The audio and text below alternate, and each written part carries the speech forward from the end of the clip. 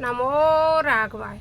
जय श्री सीताराम, जय श्री सीताराम। मैं चित्रकूट पीठाधीश्वर जगत गुरु जी की कृपा पात्र शिष्या आप लोगों के समक्ष कुछ अपने विचार रख रही हूँ। आपको जैसे भी लगे आप इन विचारों को शेयर करें, कमेंट करें, आगे लोगों तक भी पहुँचाएं। आपको ये विचार कैसे लगते हैं?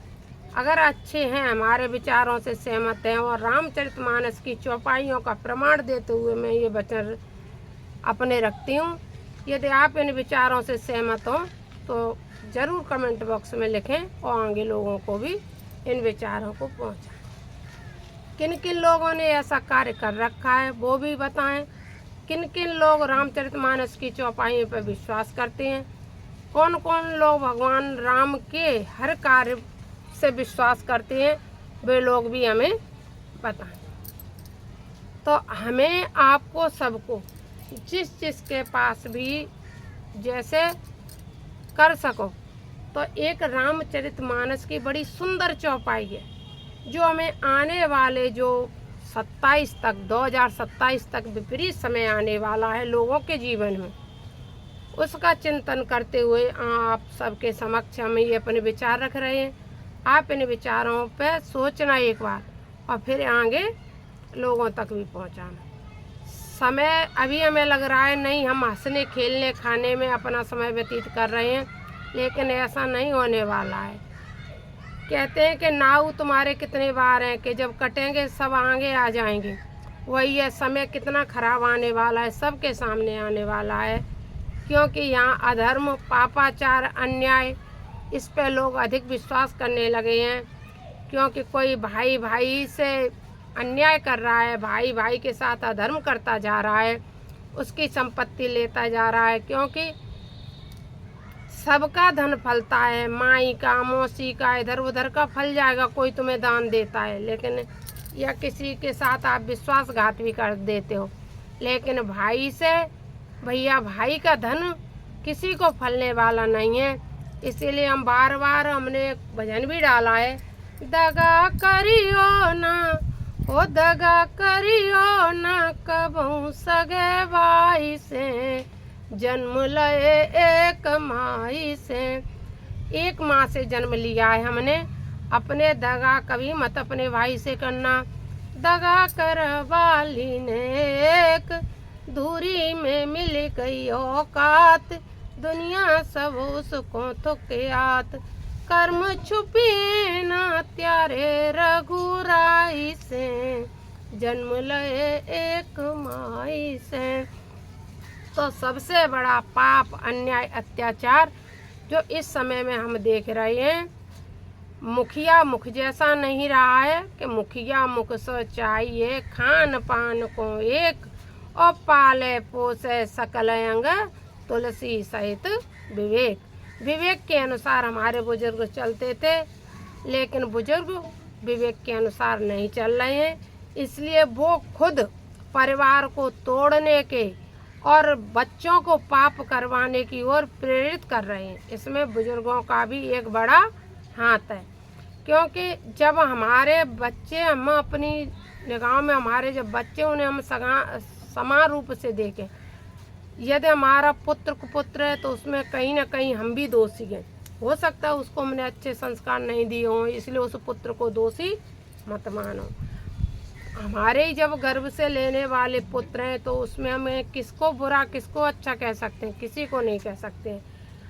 ये 4 उंगली है, इसमें कोई छोटी है कोई बड़ी है, 4 तरह से हैं, समान उंगली तो नहीं है। इसी तरह से हमारे बेटा और बेटी समानता का रूप नहीं ले सकते। जब 5 उंगली हमारी एक सी नहीं हो सकती हैं, उसी तरह से हमारे बेटा बेटी एक स्वभाव के नहीं हो सकते हैं। तो यह तो बड़े बुजुर्ग करवा रहे हैं। इसलिए भाई भाई से जो पाप, द्रोह, अत्याचार कर रहा है उसका भी परिणाम दिख रहा है। आज नहीं तो कल, कल नहीं तो परसों भाई के साथ दगाबाजी का परिणाम भोगना ही भोगना पड़ेगा। उसे कोई बदलने वाला नहीं है। कैसे भी भोगो, चाहे अपने बच्चों के शब्दों से भोगो, चाहे अपने बच्चों के करे कार्य से भोगो, चाहे किसी न किसी तरह से तुम्हें ऐसे टोटे वाड़े पैसे के हानि लाभ लगेंगे उससे भोगो, कभी किसी की जान जोखिम से भोगो, भोगने तो पड़ेंगे, उसमें तो कोई दो राय है नहीं। तो वो तो बाद की बात है। तो ये भाई से भी अत्याचार चल रहा है। दूसरे के जैसे हम कर्जा लेके आते हैं उसी को भी हम वापस नहीं करना चाह रहे हैं। आजकल लोगों की ये धारणा बन गई है, जाएंगे तब दद्दा मामा मौसा चाचा जन क्या क्या कहेंगे, पैसा लेकर के आ जाते हैं, फिर उस पैसे को हम कर्ज जो लेके आते हैं उसको चुकाते नहीं हैं। तो वो कर्ज हमें विष की तरह कार्य करता है। इस जन्म में करता है नहीं, अगले जन्म में वो देना पड़ता है, चाहे बैल बन के दो चाहे कैसे भी दो, तुम्हें वो भी कर्जा चुकाना पड़ता है। ये दो तो सबसे ज़्यादा है ही पाप। फिर हो गया जैसे धर्म, पतिव्रत धर्म, स्त्री धर्म, जैसे पति को भी एक स्त्री रखना चाहिए, पत्नियों को एक पति रखना चाहिए, उसके लिए भी लोग हम धर्म भ्रष्ट होकर के पापाचार अत्याचार कर रहे हैं। अब ये तो चल ही रहा है। अब इन सब में चलने के साथ साथ कोई ना कहीं तो धर्म बचा है, कहीं ना कहीं धर्म बचा है, तो हमें उस धर्म पे चल रहे हैं। तो उस धर्म पे चलने वाले लोग और हम यदि अपने पूर्ण ईमानदारी से अपने जीवन में जिए हैं, जी रहे हैं और जीते रहेंगे, तो हमारे जीवन में यदि हमने ये एक चौपाई रामचरितमानस की अपने दरवाजे पे लिखवा ली या किसी कागज़ के फ्रेम में मढ़ के हमने अपने दरवाजे पे लगा ली, या हम दिन में 11 बार कम से कम हमने इस चौपाई का पाठ कर लिया, तो हम ये गारंटी करते हैं कि आपके जीवन में कभी भी कोई अनहोनी नहीं होगी। के होम करने लागे मुनि जारी, आपो रहे मख की रखवारी। होम करने लगे कौन? मुनि झारी। विश्वामित्र जब भगवान राम को लेकर के गए तो वे होम करने लगे, यज्ञ करने लगे, और भगवान राम क्या करने लगे? उनके मख की रखवारी करने लगे। तो इस चौपाई का अर्थ है कि हमें अपना ईमानदारी से सत्यता के साथ जीवन जीते हुए निर्भय यज्ञ करना चाहिए, यानी निर्भय होकर के परिवार का पालन करते हुए राम भक्ति में लगे रह करके यदि हम आगे जीवन बढ़ाते हैं तो उसके जीवन में प्रभु राम स्वयं रक्षा करते हैं कि होम करन लागे मुनिजारी, आप करे मख की रखवारी। इस चौपाई को रखने से या इस चौपाई का पाठ करने से हमारे घर की रक्षा स्वयं भगवान राम करते रहते हैं। हमें किसी प्रकार के चिंता डिप्रेशन में जाने की ज़रूरत नहीं होती है। क्यों नहीं होती है? क्योंकि हमें विश्वास रखना चाहिए कि हमारे परिवार की रखवारी स्वयं मर्यादा पुरुषोत्तम राम कर रहे हैं। हमने अपने जीवन में कोई ऐसा कार्य नहीं किया है जिससे कि हमारे जीवन में किसी प्रकार की कोई घटना घटेगी। अगर घट जाती है तो वो हमारा कहीं ना कहीं कोई अपराध रहता है, इस जन्म का या पूर्व जन्म का, वो उसकी सज़ा मान करके हमें भोग लेना चाहिए, परमात्मा को दोष नहीं देना चाहिए। वैसे जो विद्वान कहते हैं, चित्रकूट पीठाधीश्वर हमारे जगत गुरु जी बार बार कहते हैं, जिन लोगों के घर के बाहर यह चौपाई लिखी रहती है उस घर में कभी अकाल मृत्यु नहीं होती है। कौन सी चौपाई?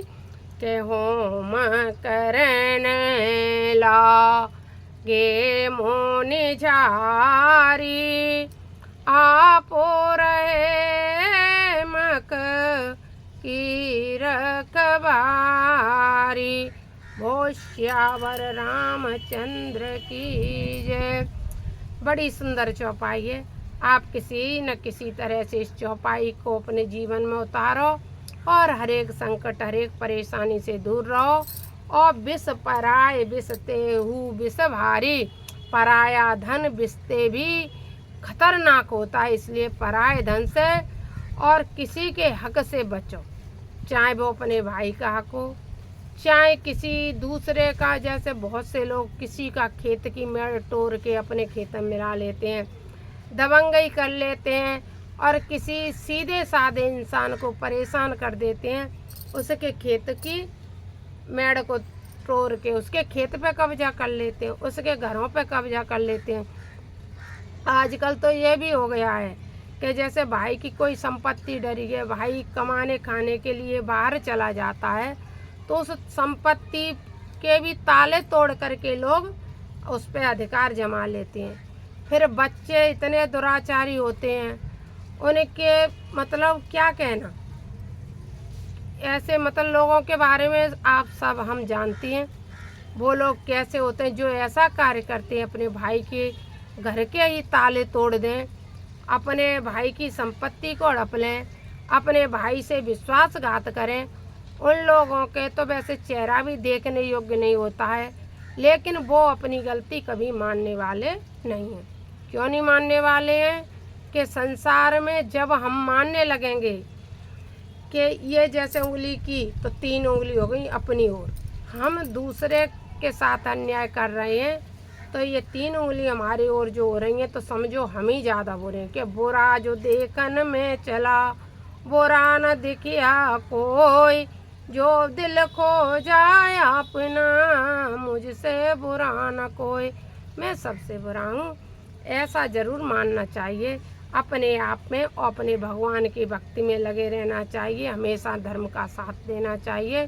और इस चौपाई को आप बार बार पाठ कर सकते हैं, अपने दरवाजे पे लिखा सकते हैं और प्रत्येक तरह की दुख आपदा से आप बच सकते हैं। यदि आप किसी प्रकार की दुख परेशानी समस्या से बचना चाहते हैं तो इस चौपाई का आप सहारा लें। नमो राघवाय, जय श्री सीता।